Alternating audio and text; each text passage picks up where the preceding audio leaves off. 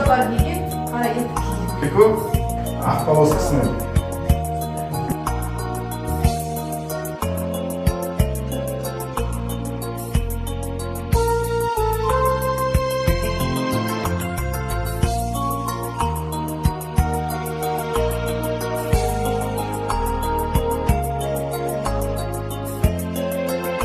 Семинарға іс тәжірибе алмасу үшін